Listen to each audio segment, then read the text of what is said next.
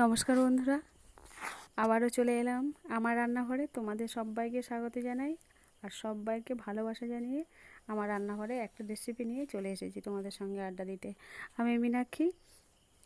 তো যে রেসিপিটার কথা বলছি এটা কিন্তু অত্যন্ত পরিচিত সবার, সেটা হচ্ছে সয়াবিন। দেখতেই পাচ্ছ, সয়াবিন আর আলু তরকারি। আর শুধু উপকরণের মাত্র নিয়েছি জিরে, মৌরি আর কাঁচা লঙ্কা বাটা। আর আমি যে ফুলের কাজ করি তোমরা অনেকেই জানো, ভিডিওতে দেখেছো। তো আমার বরমশাই থার্মোকলের কাজ হচ্ছে এখন।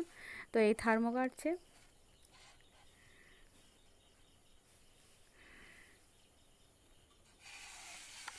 স্কেল দিয়ে,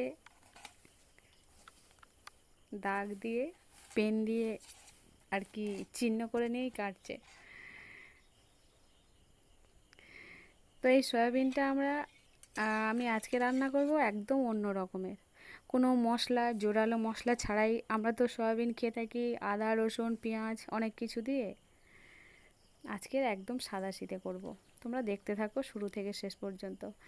আর সয়াবিনেতে কিন্তু গরম জল দিয়ে একটু নুন দিয়ে রেখে দিলে 5 মিনিট সয়াবিনটা কিন্তু ভালো লাগে। সয়াবিনটা কিছুক্ষণ পর দেখবে একদম ফুলে যাবে। এই নুন দিয়ে দিয়েছি গরম জলে, দিয়ে একটু ঘেঁটে নেড়ে চেড়ে দিলে 5 মিনিট রেখে দিলে সয়াবিনটা কিন্তু ধোয়া হলো, অথচ গরম জলে কিন্তু নুন সমেত সয়াবিনটাকে খেতেও ভালো লাগে।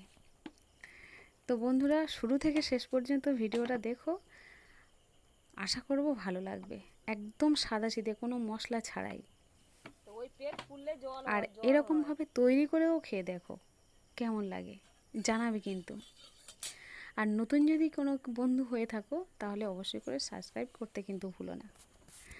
তো কড়াতে কিন্তু খুব সামান্য তেল দিয়ে দিয়েছি, আলুগুলো সামান্য ভেজে নেব।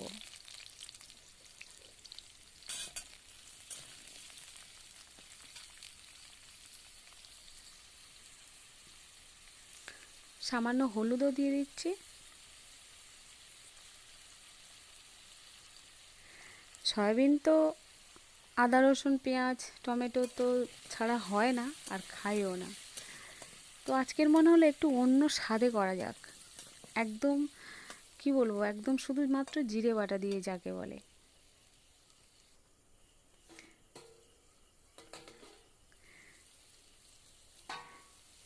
এই রকমভাবে আমি আলুটা ভেজে নিয়েছি অল্প করে। এবার আমি এই আলুগুলো সাইড করে নিচ্ছি।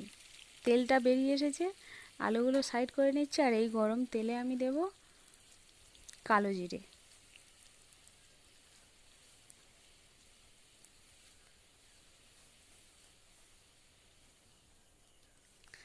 আর এই যে সয়াবিনটা আমি ভিজিয়ে রেখেছিলাম গরম জলে, ভালো করে চেপে জলটা বের করে নিয়ে তারপর এই তেলের ওপর দিয়ে দিচ্ছি। দেখো সয়াবিন কিন্তু কতটা ফুলে বড় হয়ে গেছে। হ্যাঁ, ভালো লাগবে।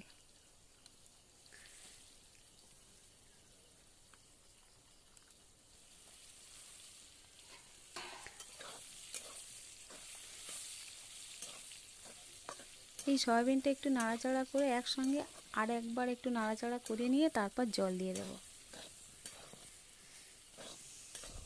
সামান্য হলুদও লাগবে, সামান্য নুনও লাগবে।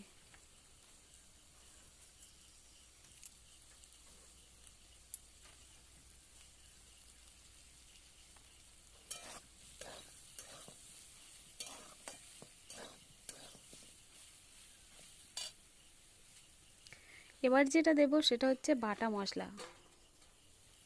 ঢাকা দিয়ে দিয়ে রান্না করি তো আমি, তাই একটু মাঝে মাঝে ঢাকা দিয়ে দিই। এবার যেটা দেবো সেটা তো বাটা।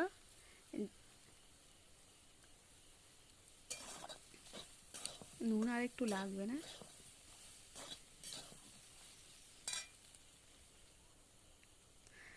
এটা হচ্ছে জিরে আর মৌরি আর 5টা কাঁচা লঙ্কা একসঙ্গে বেটে নিয়েছি। একটু নাড়াচাড়ার পর এবার জল দিয়ে দিলাম, বাটনা বাটা জল আর এমনি প্লেন জল।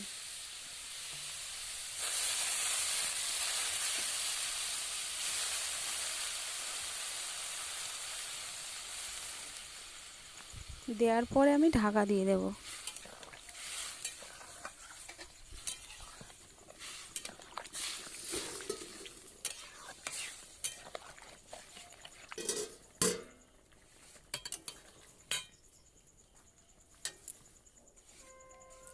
এই যে দেখতে পাচ্ছ বন্ধুরা, এগুলো কিন্তু কলমি শাক, একদম ডগডগে সবুজ, একদম সাপের মতন ফোনা তুলে আছে। এই কলমি শাকগুলো আজকে এই মুহূর্তে আমি এই সয়াবিনের তরকারিতে দিয়ে দেবো। তো সয়াবিনের তরকারিটা কিন্তু ঠিক মতন হয়ে গেছে, আলু ও সয়াবিন কিন্তু সিদ্ধ হয়ে গেছে। এই ঠিক আগ মুহূর্তে তরকারিটা নামিয়ে নেওয়ার কিছুক্ষণ আগে এই কলমি শাকটা দেব। তো তরকারিটা আমার পুরো হয়ে গেছে, এবার কলমি শাকটা আমি দিয়ে দেবো, দিয়ে একবার ঢাকা দিয়ে দেবো। বন্ধুরা, এই তরকারিটা একবার করে খেয়ে দেখো, খুব সুন্দর সুস্বাদু এবং স্বাদে ভরা, কোনো মশলা ছাড়াই এরকম একবার করে খাও।